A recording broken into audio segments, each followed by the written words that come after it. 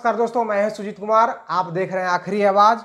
आज हमारे साथ जुड़ चुके हैं, पहले तो ये आरजेडी के एक्स आरजेडी के कार्यकर्ता हैं, लेकिन हम देखिए ये जहानाबाद जिला से हैं और ये कुछ दिन पहले आरजेडी में बहुत अच्छा से मेहनत करते थे और काम करते थे।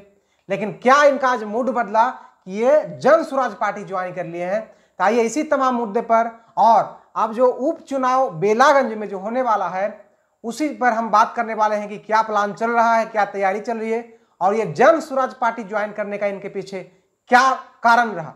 चलिए सर, आखिरी आवाज में सर स्वागत है सर आपका। चलिए, सबसे पहले आपको भी बहुत धन्यवाद। बता देते हैं आपको सबसे पहले कि ये प्रशांत किशोर जो बात कर रहे हैं वो गरीबों के हक में बात कर रहे हैं। अच्छा, रोजी रोजगार की बात कर रहे हैं, शिक्षा की बात कर रहे हैं जी। और जो पिछला 30 साल से सरकार है, बड़े भाई, छोटे भाई, चाचा भतीजी की जो सरकार है, उस सरकार में अभी तक कोई बदलाव नहीं दिखा। शिक्षा, स्वास्थ्य को लेकर लालू जी आवाज दिए गरीबों को कि चलिए खटिया पर बैठ सके। बैठ रहा कि नहीं बैठ रहा बताइए। उसके बाद आपको बताया था नीतीश जी को आपने वोट दिया, गरीब गुरबा वोट दिया कि सड़क मिले, बिजली मिले, पानी मिले। मिल रहा है कि नहीं मिल रहा है? एक बार अपने बच्चे के भविष्य के लिए प्रशांत किशोर जी को वोट करें, उनके उम्मीदवार को वोट करें। शराब सबसे बड़ा मुद्दा है। हाँ, तो और शराब वो चालू करने के लिए कहते हैं। बहुत अच्छी बात। हमारे बिहार इतना गरीब राज्य में 20,000 करोड़ का नुकसान है। बताइए किसका नुकसान है? आप ही बताइए कि कौन सा ऐसा जिला है जहाँ शराब नहीं मिलता हो, कौन सा ऐसा ब्लॉक है जहाँ शराब नहीं मिलता हो। एक चीज बता दे कोई आदमी कि हाँ हमारे ब्लॉक में शराब नहीं मिलता है, तो हम मान लेंगे कि शराब बनती है। शिक्षा पर क्या बोले, शिक्षा पर पता है उनका रणनीति क्या है? एकदम पता है। वो शराब चालू करेंगे, 20,000 करोड़ जो आएगा उससे 20 साल तक रेवेन्यू जमा करेंगे, जिससे 5 लाख करोड़ रुपया होगा। यानी 20 साल जमा करने में 5 साल आओ मान लीजिए, 25 साल के बाद उनका हिसाब से शिक्षा पर सुधार होगा बिहार में। यानी 25 साल तक इनका जो पार्टी है वो राज करेगी। 25 साल के बाद ऐसा नहीं बोले, 5,000 करोड़ बोले हैं। अब 20,000 करोड़ की बात है। आप पहले 5,000 नहीं, आप पहले पूरा स्टेटमेंट उनका सुनिए, उसके बाद हमसे बात कीजिए। पहले आप सुन लीजिए। हाँ। आप क्या बोले प्रशांत जी, सुनिए। सबसे पहले जो 20,000 करोड़ की बात है उसमें 5,000 करोड़ ही बात की है कि नहीं? 5,000 करोड़ शिक्षा पे हम लोग खर्च करेंगे।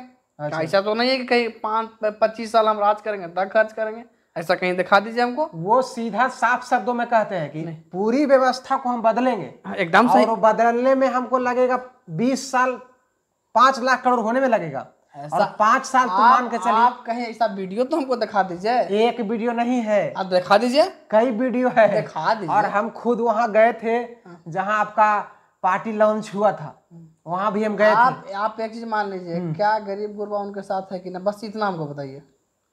क्या उनके साथ जो 2 लाख वहां गया, उनके साथ है कि नहीं बताइए? वो साथ है या तो जनता डिसाइड करेगी। अब बताइए हमको दूसरा सवाल। जनता जान चुकी है ना, जनता जान चुकी है कि हमें जो, जैसे हम किसी को वोट करते हैं, जैसे कोई भी पार्टी हो, तो हमारे लिए क्या कौन सोचता है भाई? कौन पार्टी हमारे लिए क्या सोचता है? कोई एक आध पार्टी जो लॉन्चिंग हुआ है तो 2 लाख आदमी कहीं देखे हैं? हम तो पहली बार देख रहे हैं। ओके, आप आरजेडी के कट्टर समर्थक थे। एकदम थे। छोड़ने का रीजन क्या है? देखिए, रीजन कुछ नहीं है। रीजन नहीं है कि गरीब गुरबा के हित में काम नहीं हो रहा था। अच्छा, तो भाई जो हमारे विधायक हैं या हमारे सांसद महोदय, तो भाई उनको तो गरीब गुरबा नहीं ना कहेगा। हम कार्यकर्ता थे, हम क्षेत्र में जाते हैं, हम सबको वोट देने के लिए बोलते हैं, तो भाई हम ही को ना कहेगा। आप बताइए, छोटा छोटा कार्यकर्ता को ही ना धरता है वहाँ। इसलिए हमको कर रहा था, तो हमको ये सब पसंद नहीं आया। अगर हम विधायक जी को बोलते कि फलना काम कर देते, तो कि नहीं भाई फलना साहब को बोल दीजिए। अच्छा, नेता वही जो दलाली ना करे, सुन लीजिए मेरा बात। और नेता वही जो जिसका एक फोन से काम हो जाए, तो नेतागिरी और दलाली वाला काम बंद कीजिए। वो तो दलाली हो गया फिर। तो वहाँ नहीं होता था, एकदम नहीं होता था। इसलिए चमचा पे चमचा, चमचा पे चमचा, तो हमको वहाँ कोई पसंद नहीं पड़ा। हम लोग कल बेलागंज में घोषणा हो गया ना। तेजस्वी जी से मिले हैं ना? हम तो ना मिले तेजस्वी जी। आखिर एक बार जो मेन ऊपर होता है उनसे मिल लेते आप। पार्टी के अध्यक्ष से मिले थे, जगदानंद जी से मिले थे, प्रदेश अध्यक्ष थे। और एक बार तेज प्रताप भैया से भी मुलाकात हुई थी हम लोग। तो क्या हुई बात? ना ऐसा ही, उस समय पार्टी में थे तो उसी टाइम हुआ था। बात लेकिन जाने से पहले एक बार नहीं मिले? नहीं। चलिए, आपने लालू जी को वोट किया कि हमको खटिया पर बैठाए, चलिए ठीक बात है, खटिया पर बैठाए, वोट किया। नीतीश जी को वोट किया भाई कि जे रोड और बिजली, यही दो चीज न दिए। रोड बिजली खाली दिए? हाँ तो और क्या दिए, बोले शिक्षा दिए।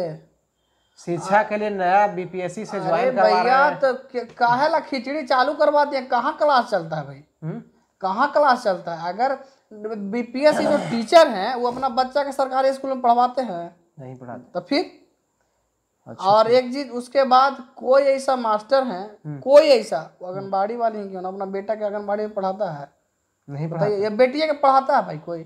आप आज बहुत बड़ा बड़ा शिक्षा बिल्डिंग बनल है, शिक्षा का इतना इतना बड़ा बिल्डिंग है। उस शिक्षा, पहले का शिक्षा होता था ना भाई, पहले कोई प्राइवेट स्कूल था? अच्छा एक बात हम पूछते हैं, जैसे वो उन्होंने बीपीएससी से ज्वाइन मतलब शिक्षक किए, वो तो सीट बिका, जिसे वो तो आधा उसमें सीट बिका हुआ था, एकदम। इंटरव्यू कीजिए ना भाई, आधा टीचर छट जाएगा, आधा टीचर छट जाएंगे। अच्छा, जनता का कर्तव्य नहीं बनता है, ग्रामीण जनता का, कि एकजुट हो और अपने बाल बच्चा जो पढ़ने के लिए सरकारी में भेजते हैं तो उनको देखे कि कितना पढ़ाई हो रहा है। अगर नहीं पढ़ाई हो रहा है तो वहाँ पे स्कूल बंद करे, तो सरकार तक के बात जाएगी ना। सिस्टम ऐसा कर दिया है ना लोग।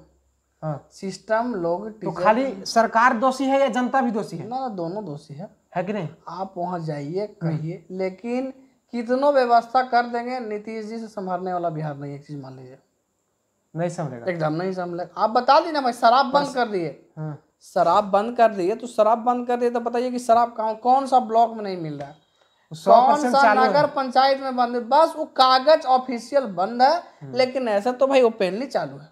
ये आपको बता देते हैं कि भाई तो ऑफिसर है, जैसे आप चले जाइए एक्सरसाइज, बड़ा बाबा भी चले जाइए, छोटा बाबा भी जाइए, तो भाई रात में कितना पकड़ाया? तो 200 पकड़ा गया आज। कितना को आप अथी किए भाई, कितना को जेल भेजे हैं? तो 50, 150 कहाँ गया? तो 150 लोग जो होते हैं उनमें कोई 4000, कोई 10,000, कोई 20,000, उनको फोन आता है, 20 को फ्री छोड़ते हैं, 50 को कि सर बहुत प्रतिष्ठा के बात है छोड़ दीजिए। उन्हीं के विधायक छोड़वाते भी हैं उनको, एक चीज मान लीजिए आप, उन्हीं के कर्मचारी छोड़ाते हैं। एक्चुअली होता है कि उनका प्रतिष्ठा पे दाग है। सरदा कौन है बताइए ना? बिहार में सबसे ज्यादा क्षति किसका है? गरीब को।